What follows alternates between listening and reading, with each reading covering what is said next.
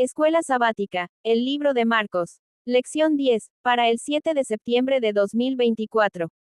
Los últimos días, sábado 31 de agosto. Lee para el estudio de esta semana, Marcos capítulo 12 versículos 41 al 44, y capítulo 13 versículos 1 al 32, Daniel capítulo 9 versículos 24 al 27, y capítulo 7 versículo 25. Primera epístola a los Tesalonicenses capítulo 4 versículos 13 al 18. Para memorizar. Entonces verán al Hijo del Hombre que vendrá en las nubes con gran poder y gloria. Entonces él enviará a sus ángeles y juntará a sus elegidos de los cuatro vientos, desde el extremo de la tierra hasta el extremo del cielo. Marcos capítulo 13 versículos 26 y 27. La lección de esta semana comienza con una muy breve historia que se encuentra al final de Marcos 12. En ella, Jesús pronuncia una profunda declaración acerca de una pequeña acción realizada por una viuda. No obstante, la sección principal de la lección de esta semana tiene que ver con Marcos 13, donde se registra, entre otras cosas, una asombrosa profecía acerca de la suerte final del templo. Este capítulo, junto con sus paralelos en Mateo 24 y Lucas 21, se refiere tanto a la destrucción de Jerusalén como, mucho después, al fin del mundo. Lo que Marcos 13 deja muy en claro es que la profecía abarca el lapso que va desde el tiempo del profeta, Jesús, hasta el tiempo del fin y su segunda venida. Este patrón sigue lo que se conoce como la interpretación historicista de la profecía acerca del tiempo del fin, en oposición al intento de circunscribir estas profecías al pasado o al futuro lejano. Como muchas de las enseñanzas de Jesús en Marcos, la instrucción del Señor se da en respuesta a una pregunta o a un malentendido por parte de sus discípulos. Estas preguntas o interpretaciones erróneas dan a Jesús la oportunidad de enseñar verdades vitales para la vida y la experiencia cristianas. Jesús no solo predice el futuro, sino también instruye a sus discípulos, tanto entonces como ahora, acerca de cómo prepararse para las pruebas venideras. Espíritu de profecía. Los discípulos, no obstante, engañados también por las enseñanzas de los rabinos, esperaban, como todo el pueblo, un reino terrenal. No podían comprender las acciones de Jesús. Ya los había dejado perplejos y turbados el que no hiciese esfuerzo alguno para fortalecer su causa obteniendo el apoyo de sacerdotes y rabinos, y porque nada había hecho para establecer su autoridad como rey de esta tierra. Todavía había que hacer una gran obra en favor de estos discípulos antes que estuviesen preparados para la sagrada responsabilidad que les incumbiría cuando Jesús ascendiera al cielo. Habían respondido, sin embargo, al amor de Cristo, y aunque eran tardos de corazón para creer, Jesús vio en ellos a personas a quienes podía enseñar y disciplinar para su gran obra. Y ahora que habían estado con él suficiente tiempo como para afirmar hasta cierto punto su fe en el carácter divino de su misión, y el pueblo también había recibido pruebas incontrovertibles de su poder, quedaba expedito el camino para declarar los principios de su reino en forma tal que les ayudase a comprender su verdadero carácter. El discurso maestro de Jesucristo, página 9. Dios diseñó los actos de generosidad y benevolencia para mantener los corazones de los hijos de los hombres llenos de ternura y simpatía, y para estimular en ellos un interés y afecto mutuos a semejanza de los del Maestro, quien por nosotros se hizo pobre, para que por su pobreza fuéramos enriquecidos. La ley del diezmo fue establecida sobre un principio duradero, y fue destinada a ser una bendición para el hombre. Reflejemos a Jesús, página 262. Es el motivo lo que da carácter a nuestros actos, marcándolos con ignominia o con alto valor moral. No son las cosas grandes que todo ojo ve y que toda lengua alaba lo que Dios tiene por más precioso. Los pequeños deberes cumplidos alegremente, los pequeños donativos dados sin ostentación, y que a los ojos humanos pueden parecer sin valor, se destacan con frecuencia más altamente a su vista. Un corazón lleno de fe y de amor es más apreciable para Dios que el don más costoso. Fue este espíritu abnegado y esta fe infantil lo que mereció el elogio del Salvador. Exaltad a Jesús, página 82. ¿Quién podría dudar que estamos viviendo en tiempos peligrosos? Cuando Cristo describió la ruina de Jerusalén, contempló el futuro e incluyó en su descripción la todavía más terrible destrucción del mundo. Lo expresa de este modo: como fue en los días de Noé, así será la venida del Hijo del Hombre. Porque en los días anteriores al diluvio, la gente comía y bebía, se casaban y se daban en casamiento, hasta el día en que Noé entró en el arca. Y no entendieron hasta que vino el diluvio y los llevó a todos. Así también será la venida del Hijo del Hombre. Mateo capítulo 24 versículos 37 al 39. Cristo, en sus enseñanzas, ha dejado lecciones valiosísimas con respecto a los últimos días. Ojalá que hombres y mujeres se enteren del peligro que corren, antes de que sea para siempre demasiado tarde. El Ministerio de Publicaciones, páginas 310 y 311. Domingo 1 de septiembre. 2 pequeñas monedas como ofrenda. Lee Marcos capítulo 12 versículos 41 al 44. ¿Cuánto dio la viuda y qué dijo Jesús al respecto? Marcos capítulo 12 versículo 41 al 44. Estando Jesús sentado delante del arca de la ofrenda, miraba cómo el pueblo echaba dinero en el arca, y muchos ricos echaban mucho. Y vino una viuda pobre, y echó 2 blancas, o sea un cuadrante. Entonces llamando a sus discípulos, les dijo, de cierto os digo que esta viuda pobre echó más que todos los que han echado en el arca, porque todos han echado de lo que les sobra, pero ésta, de su pobreza echó todo lo que tenía, todo su sustento. El templo de Jerusalén era una estructura asombrosamente bella. El monte del templo dominaba la ciudad, y las masivas piedras de su construcción, algunas de las cuales pesan centenares de toneladas, son una maravilla hasta hoy. La remodelación del templo y del monte sobre el que se asentaba comenzó bajo Herodes el Grande alrededor del año 20 a.C., pero la construcción y el embellecimiento de la estructura continuaron hasta el año 60 de nuestra era. Muchas personas traían cuantiosas ofrendas para depositarlas en 13 canastas ubicadas en el patio de las mujeres, cerca del templo. Jesús estaba sentado allí cuando vio a la viuda aproximarse y dejar 2 lepta, el equivalente a una de 32 partes de un denario, la paga diaria usual de un jornalero. Por lo tanto, la ofrenda de esta mujer fue muy pequeña. Jesús, sin embargo, quedó impresionado por su ofrenda. Muchas personas ricas traían grandes sumas, pero él no comentó acerca de sus donativos mientras los depositaban. En cambio, la ofrenda de esta viuda provocó su alabanza. Él declara que ella puso más que todos los demás. ¿Cómo es esto posible? Jesús destaca que ellos dieron de su abundancia, pero ella dio de su pobreza. A ellos les quedaba mucho aún, pero ella entregó todo lo que tenía para su subsistencia. Esto hace que su ofrenda resulte exorbitante, aun cuando su valor monetario era minúsculo. Esta historia contiene una profunda lección acerca de la administración de los recursos. Dar para la causa de Dios no es algo que depende de las acciones de los dirigentes para tener validez. La dirigencia del templo era corrupta, pero Jesús no avaló la retención de ofrendas. Si alguna vez hubo líderes religiosos corruptos, Caifás, Anás, los de ese momento estaban entre los peores. Jesús también lo sabía. Es verdad que los líderes tienen la sagrada responsabilidad de usar los recursos en armonía con la voluntad de Dios, pero aun si no lo hacen, quienes dan para la causa de Dios son de todos modos bendecidos en su dadivosidad, así como lo fue esta mujer.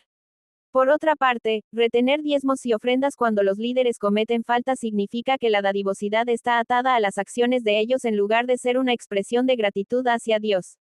Independientemente de cuán tentador sea ese proceder, es erróneo. ¿Qué debería enseñarnos esta historia acerca de la importancia de ser fieles en lo que damos para la causa del Señor? Espíritu de profecía. La viuda pobre que echó 2 blancas en la tesorería del Señor, mostró amor, fe y benevolencia. Dio todo lo que tenía, confiándose al cuidado de Dios para el incierto futuro. Nuestro Salvador manifestó que su pequeña dádiva fue la mayor que aquel día entró en la tesorería. Su precio fue medido no por el valor de la moneda, sino por la pureza del motivo que la impulsaba.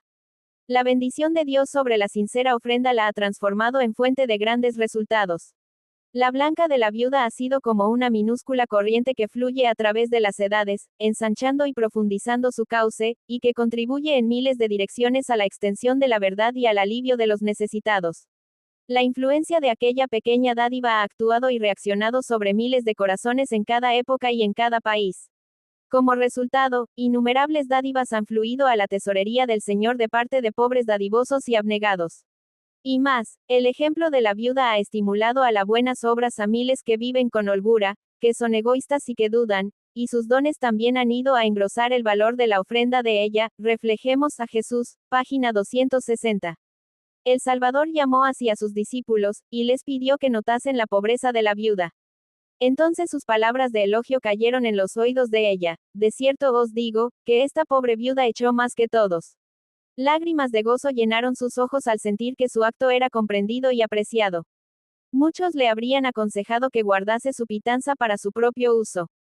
puesto en las manos de los bien alimentados sacerdotes, se perdería de vista entre los muchos y costosos donativos traídos a la tesorería. Pero Jesús comprendía el motivo de ella. Ella creía que el servicio del templo era ordenado por Dios, y anhelaba hacer cuanto pudiese para sostenerlo.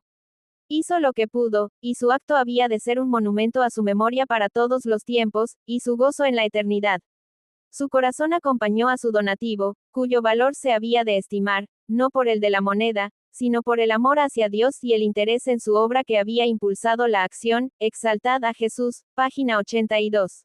Dios quiere que el ejercicio de la benevolencia sea puramente voluntario, no recurriendo siquiera a apelaciones elocuentes para estimular la generosidad. Dios ama al ador alegre. Segunda epístola a Corintios capítulo 9 versículo 7. No le agrada tener reabastecida su tesorería con recursos que se han dado en forma forzada. Los corazones leales de su pueblo, al regocijarse en la verdad salvadora para este tiempo, mediante el amor y la gratitud a Él por esta preciosa luz, desearán ansiosamente ayudar con sus medios para enviar la verdad a otros. La mejor manera por la cual expresamos nuestro amor a nuestro Redentor es dando ofrendas para traer almas al conocimiento de la verdad. El plan de redención fue enteramente voluntario de parte de nuestro Redentor, y es el propósito de Cristo que toda nuestra benevolencia consista en ofrendas de buena voluntad. Testimonios para la Iglesia, tomo 3, páginas 453 y 454. Lunes 2 de septiembre. Ni una piedra sobre otra. Lee Marcos capítulo 13 versículos 1 al 13. ¿Qué dijeron los discípulos en respuesta a la declaración de Jesús acerca del templo y cuál es la relevancia de su contestación? Marcos capítulo 13 versículos 1 al 13. Saliendo Jesús del templo, le dijo uno de sus discípulos: Maestro, mira qué piedras, y qué edificios. Jesús, respondiendo, le dijo: ¿Ves estos grandes edificios? No quedará piedra sobre piedra, que no sea derribada. Y se sentó en el monte de los olivos, frente al templo. Y Pedro, Jacobo, Juan y Andrés le preguntaron aparte: Dinos, ¿cuándo serán estas cosas? ¿Y qué señal habrá cuando todas estas cosas hayan de cumplirse? Jesús, respondiéndoles, comenzó a decir: Mirad que nadie os engañe. Porque vendrán muchos en mi nombre, diciendo: Yo soy el Cristo, y engañarán a muchos. Mas cuando oigáis de guerras y de rumores de guerras, no os turbéis, porque es necesario que suceda así, pero aún no es el fin. Porque se levantará nación contra nación, y reino contra reino. Y habrá terremotos en muchos lugares, y habrá hambres y alborotos. Principios de dolores son estos. Pero mirad por vosotros mismos, porque os entregarán a los concilios, y en las sinagogas os azotarán, y delante de gobernadores y de reyes os llevarán por causa de mí, para testimonio a ellos. Y es necesario que el Evangelio sea predicado antes a todas las naciones. Pero cuando os trajeren para entregaros, no os preocupéis por lo que habéis de decir, ni lo penséis, sino lo que os fuere dado en aquella hora, eso hablad, porque no sois vosotros los que habláis, sino el Espíritu Santo. Y el hermano entregará a la muerte al hermano, y el padre al hijo, y se levantarán los hijos contra los padres, y los matarán. Y seréis aborrecidos de todos por causa de mi nombre, mas el que persevere hasta el fin, éste será salvo. Como hemos notado, el complejo del templo era una estructura asombrosamente bella. El historiador judío Flavio Josefo destaca que el pórtico real, del lado sur del complejo, tenía 162 pilares de un diámetro tal que hacían falta 3 hombres con los brazos extendidos y tomándose de las manos para abarcar uno de ellos. Antigüedades. Jesús dice que todo será destruido. Una profecía tal, concerniente a esta asombrosa estructura, habrá sin duda sonado al oyente como el fin del mundo. Al ser atraída la atención de Cristo a la magnificencia del templo, ¿cuáles debieron de haber sido los pensamientos que guardó para sí el rechazado? El espectáculo que se le ofrecía era bello en verdad, pero dijo con tristeza: lo veo todo. Los edificios son de veras admirables. Ustedes me muestran esas murallas como aparentemente indestructibles, pero escuchen mis palabras, llegará el día en que no sé. Dejada aquí piedra sobre piedra que no sea destruida, deseado de todas las gentes, página 581. Los discípulos quieren saber entonces cuándo se cumplirá la predicción que Jesús ha hecho. Por lo tanto, en Marcos capítulo 13 versículo 4, un pequeño grupo integrado por Pedro, Santiago, Juan y Andrés le pregunta acerca del momento exacto. Quieren saber cuándo sucederán todas estas cosas y cuál será la señal que indique que están a punto de ocurrir. Lo que resulta llamativo en Marcos capítulo 13 versículos 5 al 13 es que Jesús dedica la mayor parte del tiempo, no a describir la caída de Jerusalén, sino a advertir a sus discípulos acerca de lo que pueden esperar mientras cumplen su ministerio de establecer la iglesia cristiana temprana. No habría de ser sencillo. En verdad, serán perseguidos, encarcelados y, algunos de ellos, ejecutados. Pero, a lo largo de todo ello, Jesús indica que aún no sería el tiempo. No deben dejarse engañar por los eventos tumultuosos. Además, el Espíritu Santo les dará las palabras para hablar en el momento oportuno, aun cuando la familia y los amigos los abandonen. Lo que podemos aprender de estas palabras introductorias en la profecía de Jesús es que el pueblo de Dios no debe temer el tumulto y la prueba. Debe ser vigilante, pues el Espíritu de Dios lo conducirá a través de la tribulación. ¿Cuál ha sido tu propia experiencia con las pruebas que sobrevienen como consecuencia de seguir a Jesús? Si no has tenido ninguna, podrías tal vez necesitar preguntarte si estás en verdad siguiéndolo. Espíritu de profecía. Los discípulos se habían llenado de asombro y hasta de temor al oír las predicciones de Cristo respecto de la destrucción del templo, y deseaban entender de un modo más completo el significado de sus palabras. Durante más de 40 años se habían prodigado riquezas, trabajo y arte arquitectónico para enaltecer los esplendores y la grandeza de aquel templo. Herodes el Grande y hasta el mismo emperador del mundo contribuyeron con los tesoros de los judíos y con las riquezas romanas a engrandecer la magnificencia del hermoso edificio.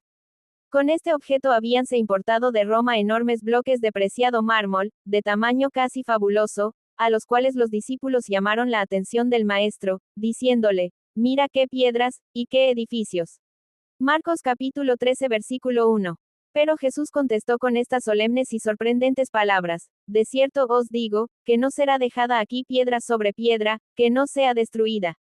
Mateo capítulo 24 versículo 2, el conflicto de los siglos, página 24. Al reunirse, los discípulos, en derredor del Señor en el monte de los olivos, le preguntaron, ¿cuándo serán estas cosas, y qué señal habrá de tu venida, y del fin del mundo? Mateo capítulo 24 versículo 3. Lo porvenir les era misericordiosamente velado a los discípulos. De haber visto con toda claridad esos dos terribles acontecimientos futuros, los sufrimientos del Redentor y su muerte, y la destrucción del templo y de la ciudad, los discípulos hubieran sido abrumados por el miedo y el dolor. Cristo les dio un bosquejo de los sucesos culminantes que habrían de desarrollarse antes de la consumación de los tiempos. Sus palabras no fueron entendidas plenamente entonces, pero su significado iba a aclararse a medida que su pueblo necesitase la instrucción contenida en esas palabras. La profecía del Señor entrañaba un doble significado, al par que anunciaba la ruina de Jerusalén presagiaba también los horrores del gran día final, el conflicto de los siglos, página 25. Jesús dijo, entonces os entregarán para ser afligidos, y os matarán, y seréis aborrecidos de todas las gentes por causa de mi nombre. Y muchos entonces serán escandalizados, y se entregarán unos a otros, y unos a otros se aborrecerán. Todo esto lo sufrieron los cristianos. Hubo padres y madres que traicionaron a sus hijos e hijos que traicionaron a sus padres. Amigos hubo que entregaron a sus amigos al Sanedrín. Los perseguidores cumplieron su propósito matando a Esteban, Santiago y otros cristianos. Mediante sus siervos, Dios dio al pueblo judío una última oportunidad de arrepentirse. Se manifestó por medio de sus testigos cuando se los arrestó, juzgó y encarceló. Sin embargo, sus jueces pronunciaron sobre ellos la sentencia de muerte. Eran hombres de quienes el mundo no era digno, y matándolos, los judíos crucificaban de nuevo al Hijo de Dios. Así sucederá nuevamente. Las autoridades harán leyes para restringir la libertad religiosa. Asumirán el derecho que pertenece a Dios solo. Pensarán que pueden forzar la conciencia que únicamente Dios debe regir. Aún ahora están comenzando, y continuarán esta obra hasta alcanzar el límite que no pueden pasar. Dios se interpondrá en favor de su pueblo leal, que observa sus mandamientos, el deseado de todas las gentes, página 583. Martes 3 de septiembre. La abominación asoladora. Lee Marcos capítulo 13 versículos 14 al 18. ¿Qué clave da Jesús para entender qué es la abominación asoladora? Marcos capítulo 13 versículo 14 al 18. Pero cuando veáis la abominación desoladora de que habló el profeta Daniel, puesta donde no debe estar, el que lee, entienda, entonces los que estén en Judea huyan a los montes. El que esté en la azotea, no descienda a la casa, ni entre para tomar algo de su casa, y el que esté en el campo, no vuelva atrás a tomar su capa. Más hay de las que estén encintas, y de las que críen en aquellos días. Orad, pues, que vuestra huida no sea en invierno. Jesús llega al punto central acerca de la caída de Jerusalén en Marcos capítulo 13 versículo 14. Se refiere allí a la abominación asoladora. El Señor dice que el lector debería ser capaz de entender. Con estas palabras, está llevando la atención de los discípulos al libro de Daniel. Esta terminología aparece en Daniel capítulo 9 versículo 27, capítulo 11 versículo 31 y capítulo 12 versículo 11, con un paralelo en Daniel capítulo 8 versículo 13. Lee Daniel capítulo 9 versículos 26 y 27. ¿Quién es el príncipe que ha de venir? Daniel capítulo 9 versículo 26 al 27. Y después de las 62 semanas se quitará la vida al Mesías, mas no por sí. Y el pueblo de un príncipe que ha de venir destruirá la ciudad y el santuario, y su fin será con inundación, y hasta el fin de la guerra durarán las devastaciones. Y por otra semana confirmará el pacto con muchos, a la mitad de la semana hará cesar el sacrificio y la ofrenda. Después con la muchedumbre de las abominaciones vendrá el desolador, hasta que venga la consumación, y lo que está determinado se derrame sobre el desolador. La mayoría de las versiones de la Biblia en castellano traducen correctamente la palabra hebrea Masía en el versículo 26 como Mesías. De un estudio cuidadoso de Daniel capítulo 9 versículos 24 al 27, resulta claro que la palabra se refiere a la venida de Jesucristo. Pero ¿quién es el príncipe que ha de venir, que acarrea la desolación de la ciudad de Jerusalén? La ciudad fue destruida por el general romano Tito. Por lo tanto, parece lógico concluir que él es el príncipe que ha de venir, al que se refiere Daniel 9 versículos 26 y 27. Los dos individuos están vinculados, porque la manera en que el Mesías fue tratado selló la suerte de la ciudad. ¿En qué consiste la abominación asoladora que Jesús citó de Daniel? Desafortunadamente, muchos eruditos creen que esta abominación se refiere a la profanación del templo por parte del rey griego Antíoco Epífanes en el siglo II a.C., pero esa interpretación es errónea. Jesús describe la abominación asoladora como algo que ocurriría después de su propio tiempo. Por lo tanto, difícilmente podía referirse a algo sucedido 2 siglos antes del ministerio terrenal de Cristo. En lugar de ello, la abominación se refiere probablemente a la colocación de los estandartes paganos romanos en Israel durante el asedio de Jerusalén a fines del año 60 después de Cristo. Esta fue la señal para que los cristianos huyeran de la ciudad, lo cual hicieron. Así como lo predijo Jesús, Jerusalén cayó. ¿Cómo podemos aprender a confiar en él y en todas las predicciones de la Biblia? Espíritu de profecía. Jesús declaró a los discípulos los castigos que iban a caer sobre el apóstata Israel y especialmente los que debería sufrir por haber rechazado y crucificado al Mesías. Iban a producirse señales inequívocas, precursoras del espantoso desenlace. La hora aciaga llegaría presta y repentinamente. Y el Salvador advirtió a sus discípulos: por tanto, cuando viereis la abominación del asolamiento, que fue dicha por Daniel profeta, que estará en el lugar santo, el que lee, entienda, entonces los que estén en Judea, huyan a los montes.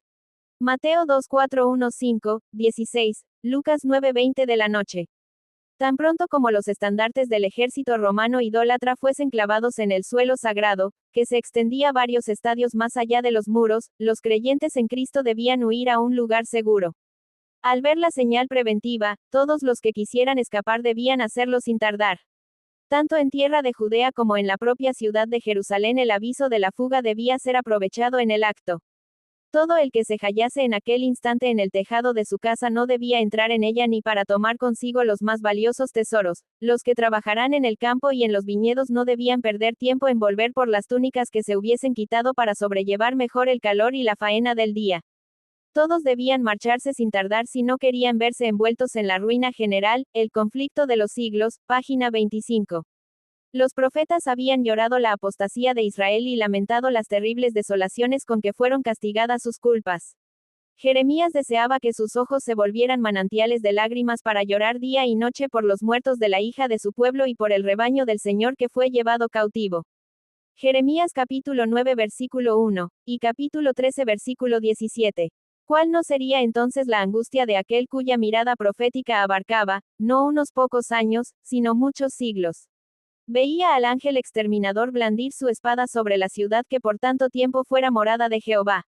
Desde la cumbre del Monte de los Olivos, en el lugar mismo que más tarde iba a ser ocupado por Tito y sus soldados, miró a través del valle los atrios y pórticos sagrados, y con los ojos nublados por las lágrimas, vio en horroroso anticipo los muros de la ciudad circundados por tropas extranjeras, oyó el estrépito de las legiones que marchaban en son de guerra, y los tristes lamentos de las madres y de los niños que lloraban por pan en la ciudad sitiada.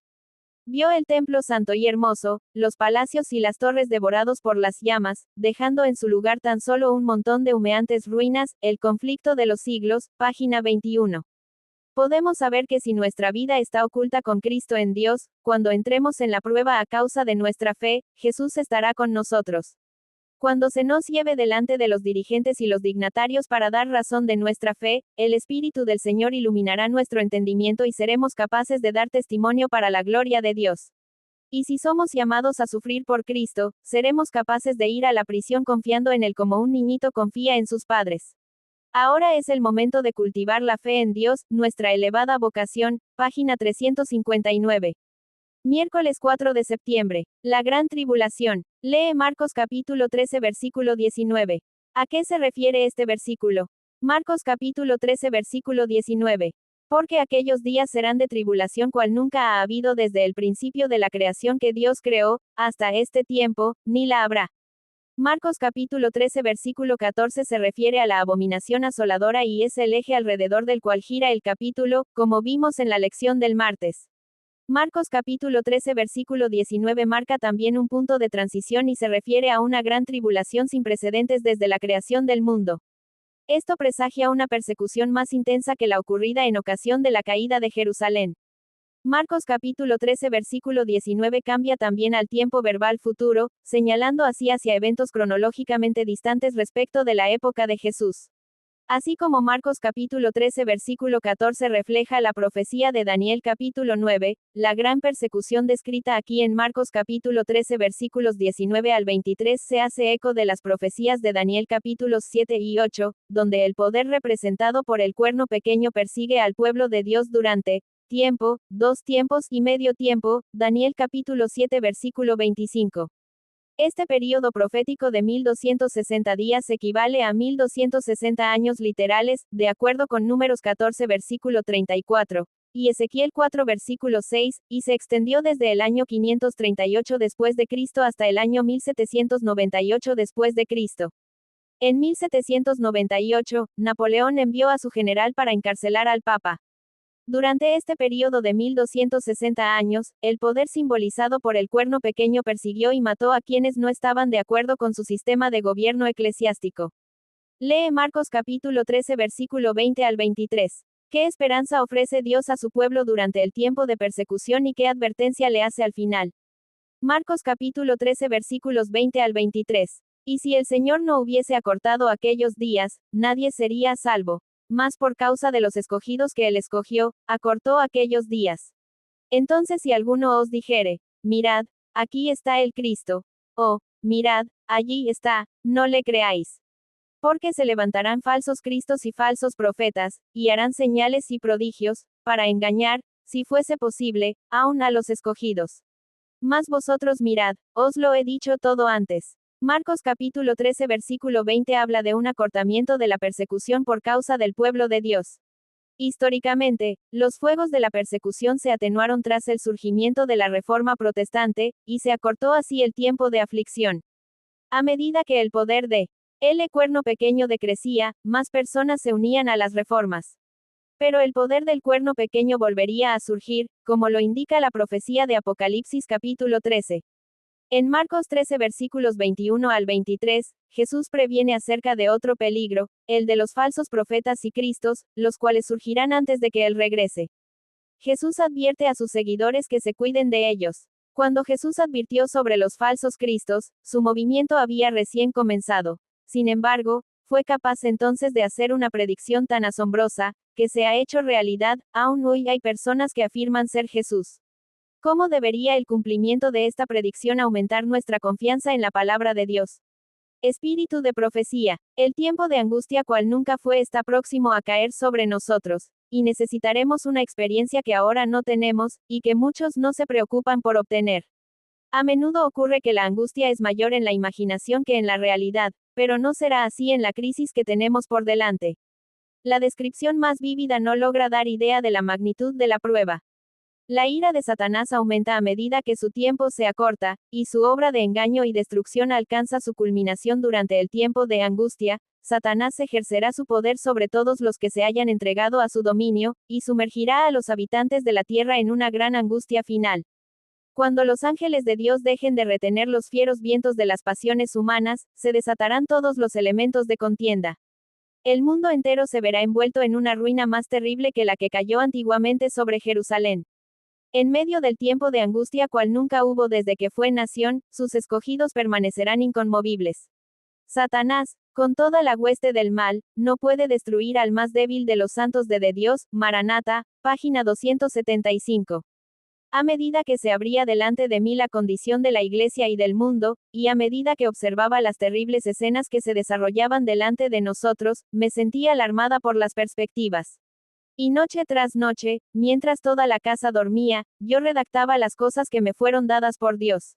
Se me mostraron las herejías que se levantarán, los engaños que prevalecerán, el poder milagroso de Satanás, los falsos cristos que aparecerán, que engañarán a la mayor parte, aun del mundo religioso, inclusive, y que arrastrarán, si es posible, aun a los elegidos. Mensajes selectos, tomo 3, página 129.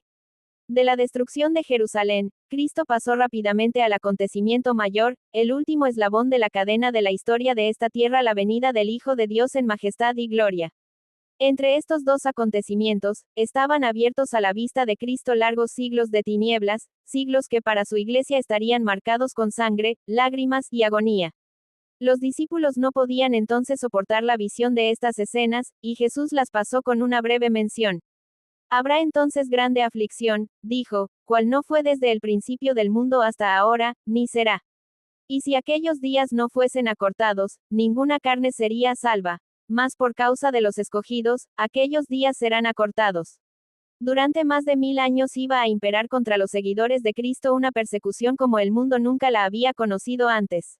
Millones y millones de sus fieles testigos iban a ser muertos. Si Dios no hubiese extendido la mano para preservar a su pueblo, todos habrían perecido.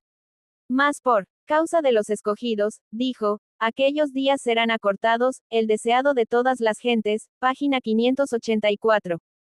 Jueves 5 de septiembre. La venida del Hijo del Hombre. Lee Marcos capítulo 13 versículos 24 al 32. Qué gran evento se describe aquí.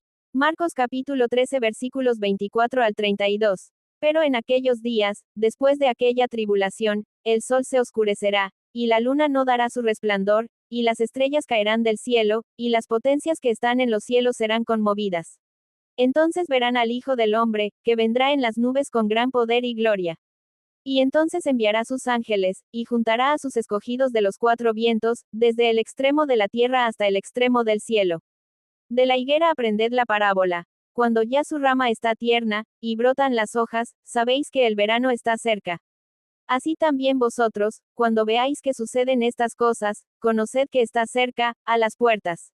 De cierto os digo, que no pasará esta generación hasta que todo esto acontezca. El cielo y la tierra pasarán, pero mis palabras no pasarán. Pero de aquel día y de la hora nadie sabe, ni aun los ángeles que están en el cielo, ni el Hijo, sino el Padre. Este evento no es otro que el regreso de Cristo en gloria, precedido por señales en el sol, la luna y las estrellas. El Nuevo Testamento está lleno de profecías que apuntan hacia este maravilloso evento.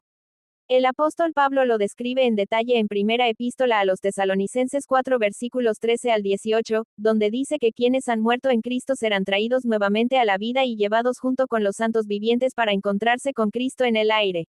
En primera epístola a los Corintios 15, el apóstol habla en detalle acerca de la realidad de la resurrección de los muertos, lo que ocurre en ocasión del regreso de Cristo. Pedro describe también ese gran día en segunda epístola de Pedro 3 versículos 3 al 13. Allí explica que el Señor no retarda su promesa, sino que quiere que todos se arrepientan. Apocalipsis también contiene vívidas descripciones del retorno de Cristo. Apocalipsis 1 versículo 7. Miren que viene con las nubes. Y todo ojo lo verá, aun los que lo traspasaron. Y todos los linajes de la tierra se lamentarán por él. Apocalipsis 6 versículos 12 al 17, miré cuando él abrió el sexto sello. Hubo un gran terremoto, el sol se ennegreció como un saco de silicio, la luna se volvió toda como sangre y las estrellas del cielo cayeron sobre la tierra así como la higuera echa sus higos cuando es sacudida por el viento fuerte. El cielo se replegó como un pergamino que se enrolla y todo monte y toda isla fueron removidos de su lugar. Entonces los reyes de la tierra, los grandes y los ricos, los capitanes y los poderosos, los siervos y todo libre se escondieron en las cuevas y entre las peñas de los montes y decían a los montes y a las peñas, caigan sobre nosotros y escondanos de la vista de aquel que está sentado en el trono y de la ira del Cordero, porque ha llegado el gran día de su ira y quién podrá quedar en pie. Apocalipsis 14 versículos 14 al 20, miré, y he aquí una nube blanca. Y sobre la nube uno sentado semejante al Hijo del Hombre, que tenía en la cabeza una corona de oro, y en la mano una hoz aguda. Y del templo salió otro ángel, clamando a gran voz al que estaba sentado sobre la nube, mete tu hoz, y ciega, porque la hora de cegar ha llegado, pues la mies de la tierra está madura y el que estaba sentado sobre la nube metió su hoz en la tierra, y la tierra fue cegada. Salió otro ángel del templo que está en el cielo, teniendo también una hoz aguda. Y salió del altar otro ángel, que tenía poder sobre el fuego, y llamó a gran voz al que tenía la hoz aguda, diciendo, mete tu hoz aguda, y vendimia los racimos de la tierra, porque sus uvas están maduras. Y el ángel arrojó su hoz en la tierra, y vendimió la viña de la tierra, y echó las uvas en el gran lagar de la ira de Dios. Y fue pisado el lagar fuera de la ciudad, y del lagar salió sangre hasta los frenos de los caballos, por 1600 estadios. Apocalipsis 19 versículo 11 al 21. Entonces vi el cielo abierto. Y he aquí un caballo blanco, y el que lo montaba se llamaba Fiel y Verdadero, y con justicia juzga y pelea. Sus ojos eran como llama de fuego, y había en su cabeza muchas diademas, y tenía un nombre escrito que ninguno conocía sino él mismo. Estaba vestido de una ropa teñida en sangre, y su nombre es, el Verbo de Dios. Y los ejércitos celestiales, vestidos de lino finísimo, blanco y limpio, le seguían en caballos blancos. De su boca sale una espada aguda, para herir con ella a las naciones, y él las regirá con vara de hierro, y él pisa el lagar del vino del furor y de la ira del Dios Todopoderoso. Y en su vestidura y en su muslo tiene escrito este nombre, Rey de Reyes y Señor de Señores. Y vi a un ángel que estaba en pie en el sol, y clamó a gran voz, diciendo a todas las aves que vuelan en medio del cielo, venid, y congregaos a la gran cena de Dios, para que comáis carnes de reyes y de capitanes, y carnes de fuertes, carnes de caballos y de sus jinetes, y carnes de todos, libres y esclavos, pequeños y grandes. Y vi a la bestia, a los reyes de la tierra y a sus ejércitos, reunidos para guerrear contra el que montaba el caballo, y contra su ejército. Y la bestia fue apresada, y con ella el falso profeta que había hecho delante de ella las señales con las cuales había engañado a los que recibieron la marca de la bestia, y habían adorado su imagen. Estos dos fueron lanzados vivos dentro de un lago de fuego que arde con azufre. Y los demás fueron muertos con la espada que salía de la boca del que montaba el caballo, y todas las aves se saciaron de las carnes de ellos. El Nuevo Testamento enseña consistentemente que el retorno de Cristo será personal, literal, visible y audible. Todos lo verán cuando venga. Sin embargo, ¿a qué se refería Jesús cuando usó las expresiones, esta generación, ese día, y, esa hora? Estas palabras han preocupado a muchos porque, obviamente, la generación a la que habló Jesús ha muerto hace mucho. Se han sugerido varias explicaciones para este pasaje. Algunos argumentan que la palabra, generación, puede referirse a una raza o pueblo, los judíos en este caso. Esto implicaría que el pueblo judío no perecería antes de que Cristo regrese. Otra solución es que la palabra en cuestión haga referencia a la generación de quienes sean testigos del cumplimiento de todas las señales, quienes no morirán antes del regreso de Cristo. Una solución más simple es notar que en Marcos 13 versículo 30 Jesús usa la palabra, esta, en la expresión, esta generación, mientras que en Marcos 13 versículo 32 emplea la palabra, ese, en la frase, de ese día y de la hora. En Marcos 13, la palabra, esta, jotos, hot, touto, aparece con mayor frecuencia en los versículos 1 al 13, antes de la destrucción de Jerusalén. Por su parte, la palabra, ese, caracteriza la última parte del capítulo. Por lo tanto, lo más probable es que, est A generación, se refiere a la generación que vivía en el siglo I, quienes fueron testigos de la destrucción de Jerusalén, como lo describe Marcos 13 versículo 30. No obstante, Marcos 13 versículo 32 se refiere en cambio a la segunda venida de Cristo, lo que está aún en el futuro y distaba del primer siglo. En consecuencia, Marcos 13 versículo 32 utiliza la expresión, ese día, para referirse a eventos distantes en el tiempo respecto del primer siglo. Espíritu de profecía. Jesús, respondiendo, les dijo, os digo que si estos callaran, las piedras clamarían. Una gran porción de aquellos que profesan esperar a Cristo exigirían tanto como lo exigieron los fariseos que los discípulos callasen, y levantarían sin duda el clamor, fanatismo. Y los discípulos, que extendían sus ropas y palmas sobre el camino, serían considerados como extravagantes y desenfrenados. Pero Dios quiere tener un pueblo en la tierra que no sea tan frío ni muerto, sino que pueda alabarle y glorificarle. Quiere recibir la gloria de algunas personas, y si aquellos a quienes escogió, los que guardan sus mandamientos, callan, las mismas piedras clamarán, primeros escritos, página 109. Cristo pronto ha de venir en las nubes de los cielos, y debemos prepararnos para salir a su encuentro, sin mancha ni arruga ni cosa semejante. Hemos de aceptar ahora la invitación de Cristo. Él dice, venid a mí todos los que estáis trabajados y cargados, y yo os haré descansar. Llevad mi yugo sobre vosotros, y aprended de mí, que soy manso y humilde de corazón, y hallaréis descanso para vuestras almas. Mateo 11 versículos 28 y 29. El poder transformador de Dios debe estar en nuestros corazones. Debemos estudiar la vida de Cristo e imitar el modelo divino.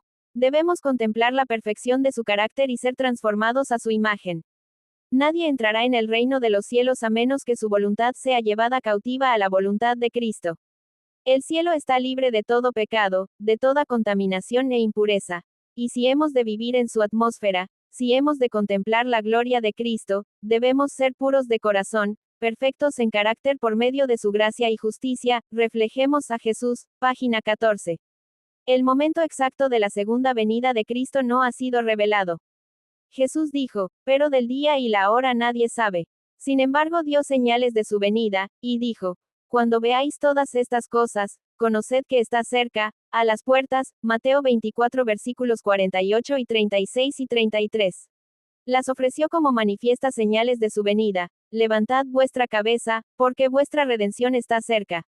Lucas 21 versículo 28, puesto que no conocemos la hora de la venida de Cristo, debemos vivir sobria y piadosamente en este mundo, aguardando la esperanza bienaventurada y la manifestación gloriosa de nuestro gran Dios y Salvador Jesucristo.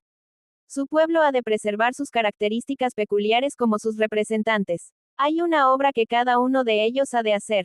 El rico brindará sus medios, el honrado su influencia, el sabio su sabiduría, el pobre su virtud, si desean ser efectivos obreros con Dios. Han de entregarse a sí mismos en una correcta relación con Dios, a fin de que puedan reflejar la luz de la gloria de Dios que resplandece en el rostro de Jesucristo. Reflejemos a Jesús, página 250. Viernes 6 de septiembre. Para estudiar y meditar, lee el capítulo titulado, En el Monte de los Olivos, en el libro El deseado de todas las gentes, de Elena de White, página 581 al 591. Muchas cosas perturbadoras están ocurriendo en el mundo. La gente está realmente atemorizada ante lo que se está desarrollando.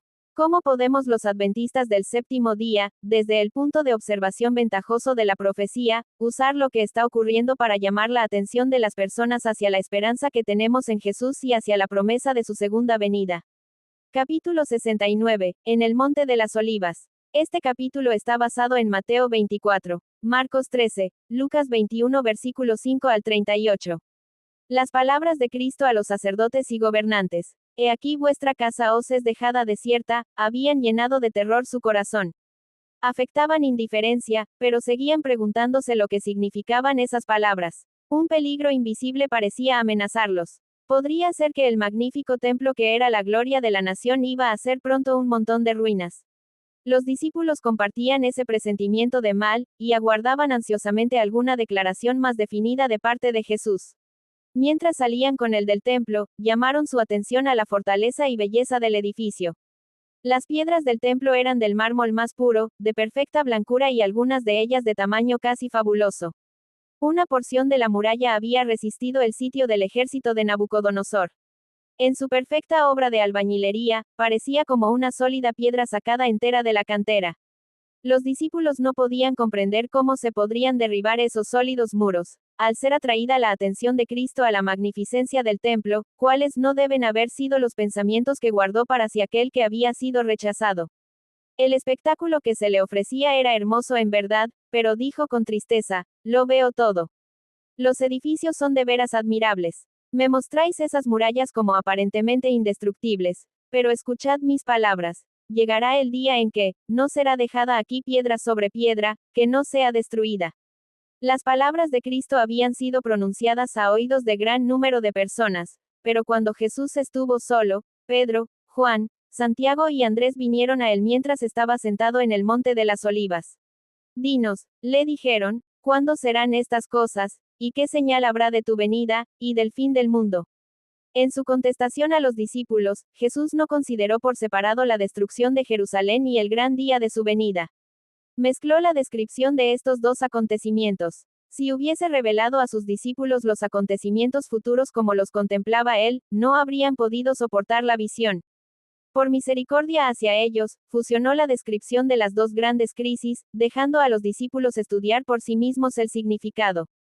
Cuando se refirió a la destrucción de Jerusalén, sus palabras proféticas llegaron más allá de este acontecimiento hasta la conflagración final de aquel día en que el Señor se levantará de su lugar para castigar al mundo por su iniquidad, cuando la tierra revelará su sangre si no encubrirá más sus muertos.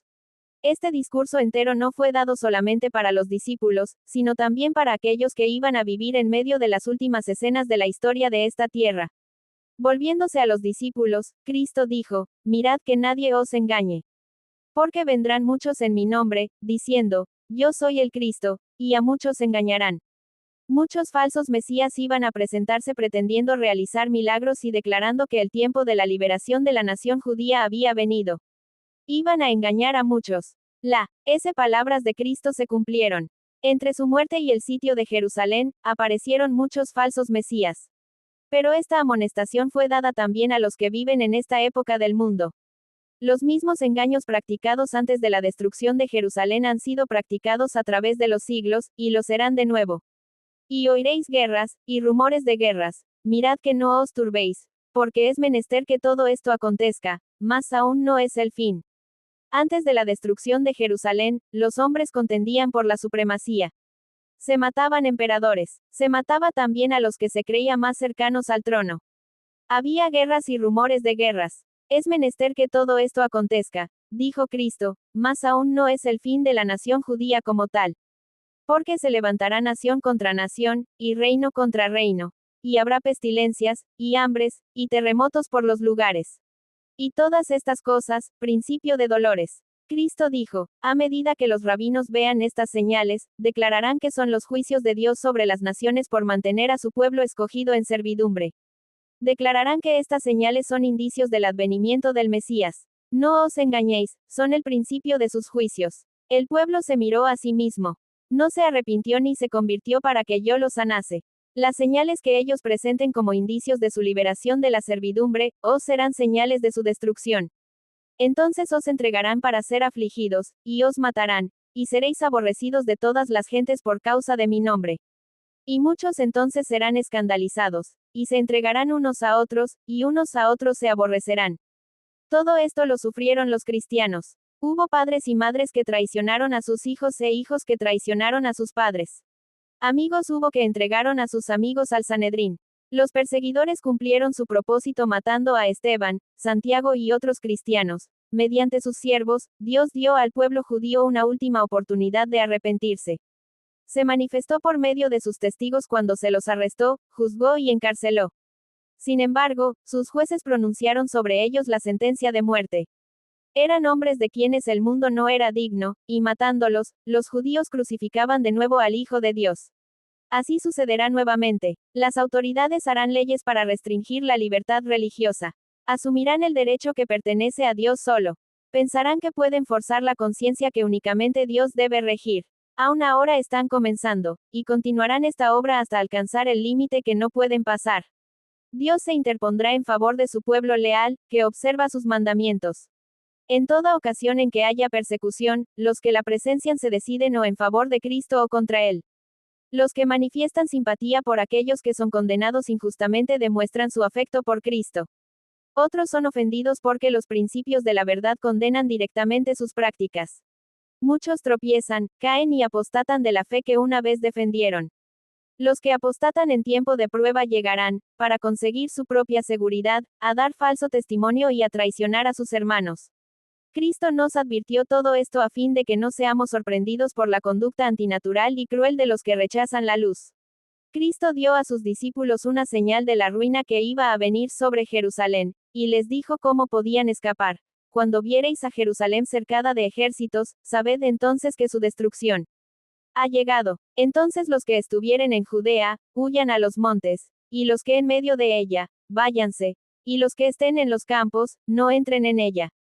Porque estos son días de venganza, para que se cumplan todas las cosas que están escritas. Esta advertencia fue dada para que la recordasen 40 años más tarde en ocasión de la destrucción de Jerusalén. Los cristianos obedecieron la amonestación y ni uno de ellos pereció cuando cayó la ciudad.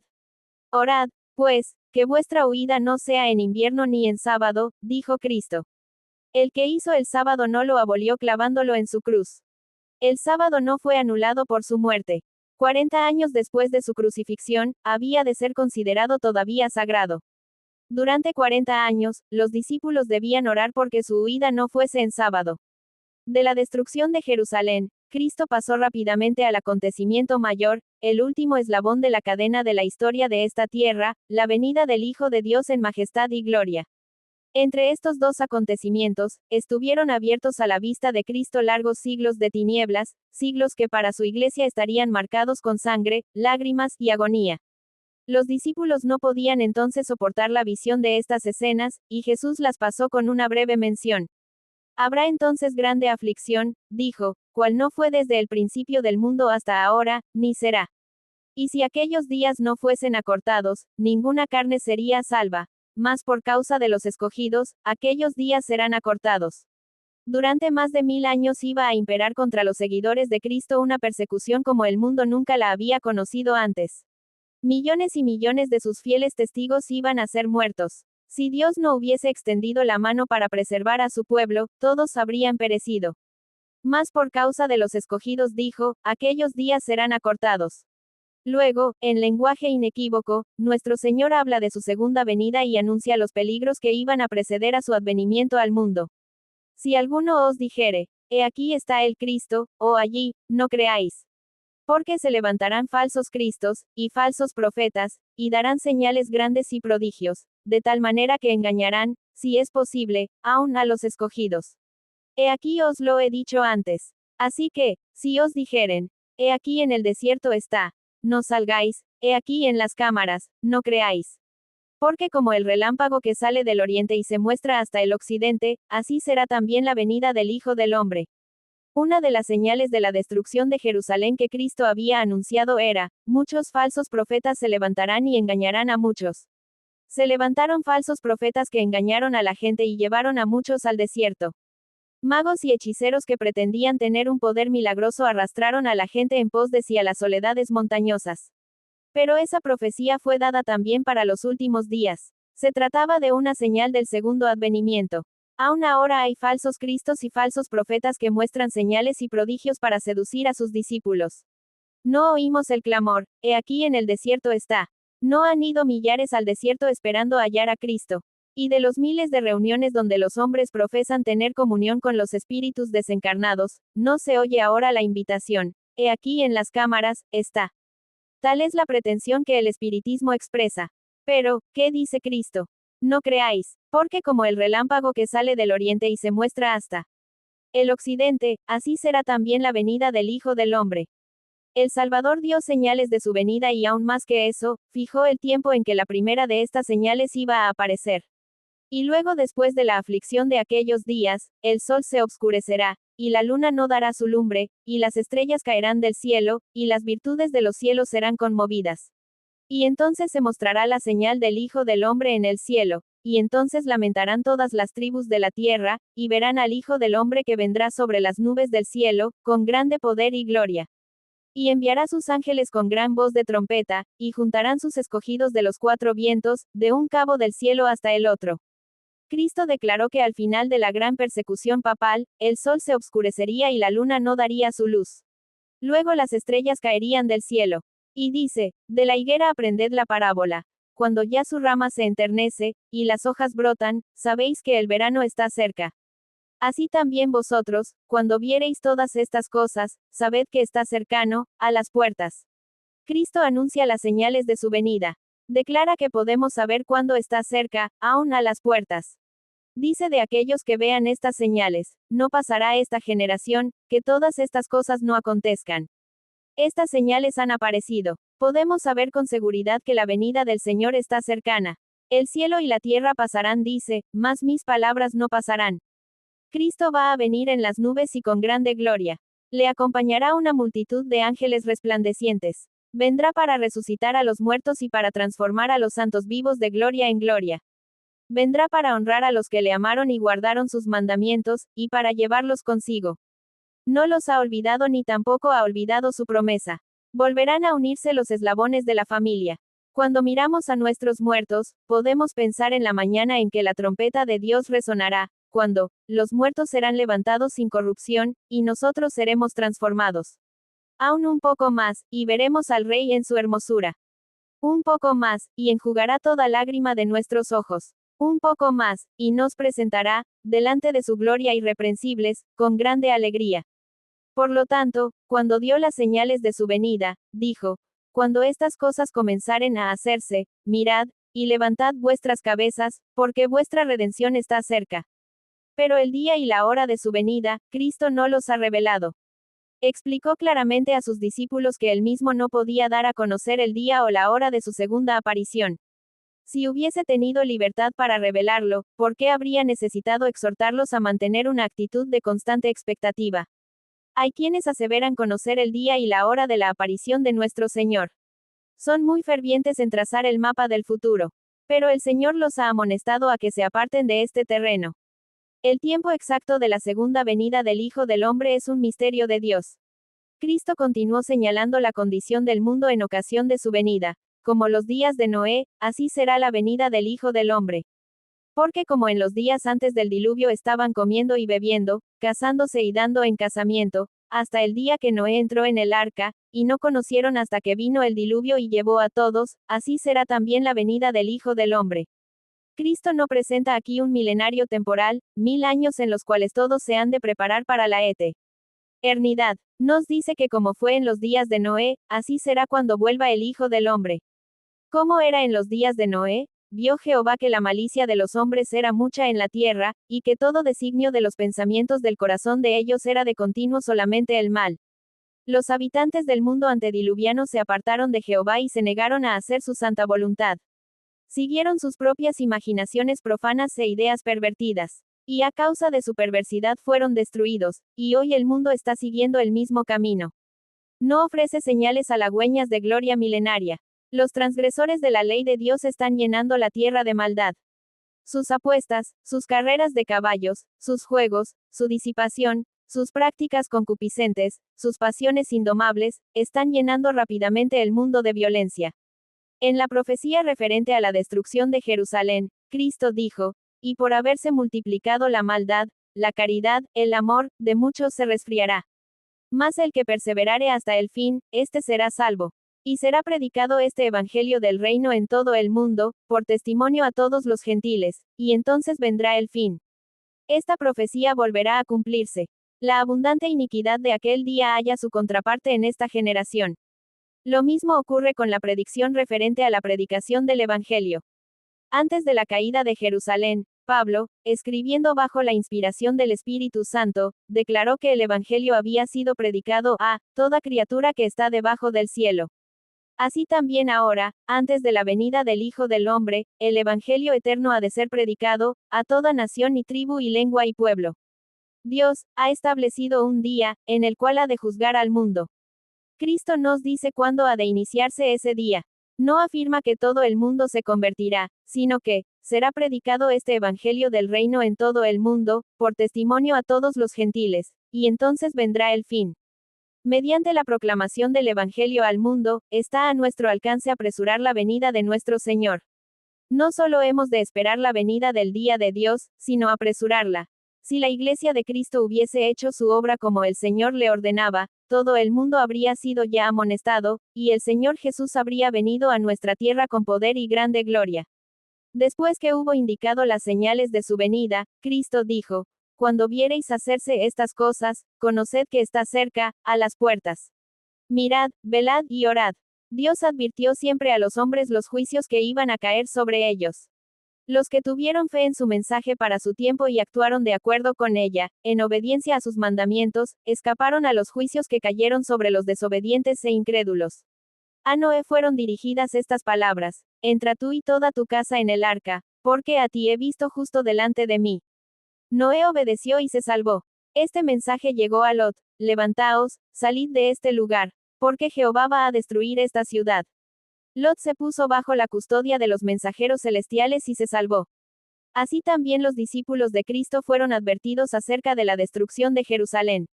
Los que se fijaron en la señal de la ruina inminente y huyeron de la ciudad escaparon a la destrucción. Así también ahora hemos sido advertidos acerca de la segunda venida de Cristo y de la destrucción que ha de sobrecoger al mundo. Los que presten atención a la advertencia se salvarán.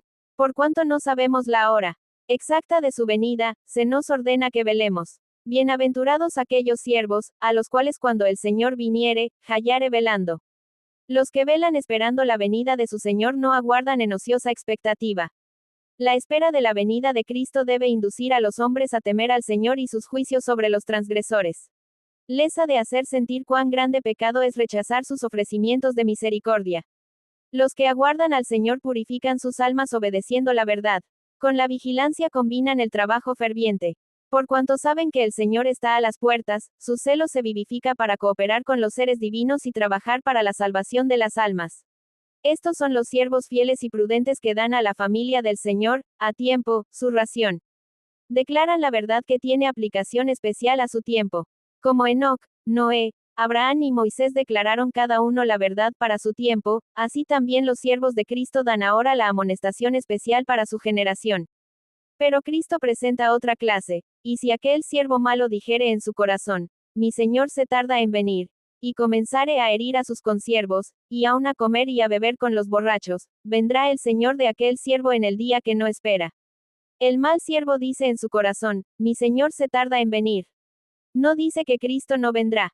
No se burla de la idea de su segunda venida. Pero en su corazón y por sus acciones y palabras, declara que la venida de su Señor tarda. Destierra del ánimo ajeno la convicción de que el Señor va a venir prestamente. Su influencia induce a los hombres a una demora presuntuosa y negligente. Los confirma en su mundanalidad y estupor. Las pasiones terrenales y los pensamientos corruptos se posesionan de su mente.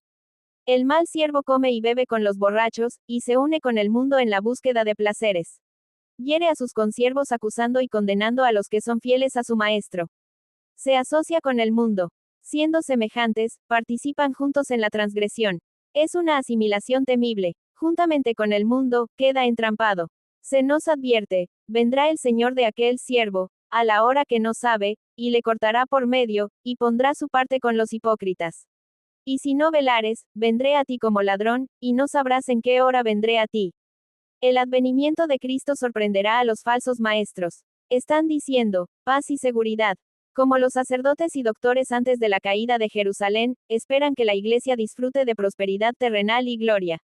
Interpretan las señales de los tiempos como indicios de esto. Pero ¿qué dice la palabra inspirada? Vendrá sobre ellos destrucción de repente. El día de Dios vendrá como ladrón sobre todos los que moran en la faz de la tierra, que hacen de este mundo su hogar. Viene para ellos como ladrón furtivo. El mundo, lleno de orgías, de placeres impíos, está dormido en la seguridad carnal. Los hombres están postergando la venida del Señor. Se burlan de las amonestaciones. Orgullosamente se jactan diciendo: todas las cosas permanecen así como desde el principio. Será el día de mañana como este, o mucho más excelente. Nos hundiremos aún más en el amor a los deleites. Pero Cristo dice: he aquí, yo vengo como ladrón. En el mismo tiempo en que el mundo pregunta con desprecio: ¿dónde está la promesa de su advenimiento? Se están cumpliendo las señales. Mientras claman: paz y seguridad, se acerca la destrucción repentina. Cuando el escarnecedor, el que rechaza la verdad, se ha vuelto presuntuoso, cuando la rutina del trabajo en las diversas formas de ganar dinero se lleva a cabo sin consideración a los principios, cuando los estudiantes procuran ávidamente conocerlo todo menos la Biblia, Cristo viene como ladrón. En el mundo todo es agitación. Las señales de los tiempos son alarmantes. Los acontecimientos venideros proyectan ya sus sombras delante de sí. El Espíritu de Dios se está retirando de la tierra, y una calamidad sigue a otra por tierra y mar. Hay tempestades, terremotos, incendios, inundaciones, homicidios de toda magnitud. ¿Quién puede leer lo futuro? ¿Dónde hay seguridad? No hay seguridad en nada que sea humano o terrenal. Rápidamente los hombres se están colocando bajo la bandera que han escogido. Inquietos, están aguardando y mirando los movimientos de sus caudillos. Hay quienes están aguardando, velando y trabajando por la aparición de nuestro Señor. Otra clase se está colocando bajo la dirección del primer gran apóstata. Pocos creen de todo corazón y alma que tenemos un infierno que rehuir y un cielo que ganar. La crisis se está acercando gradual y furtivamente a nosotros. El sol brilla en los cielos y recorre su órbita acostumbrada, y los cielos continúan declarando la gloria de Dios. Los hombres siguen comiendo y bebiendo, plantando y edificando, casándose y dándose en casamiento. Los negociantes siguen comprando y vendiendo. Los hombres siguen luchando unos con otros, contendiendo por el lugar más elevado. Los amadores de placeres siguen atestando los teatros, los hipódromos, los garitos de juego. Prevalece la más intensa excitación, y sin embargo el tiempo de gracia está llegando rápidamente a su fin, y cada caso está por ser decidido para la eternidad. Satanás ve que su tiempo es corto. Ha puesto todos sus agentes a trabajar a fin de que los hombres sean engañados, seducidos, ocupados y hechizados hasta que haya terminado el tiempo de gracia, y se haya cerrado para siempre la puerta de la misericordia.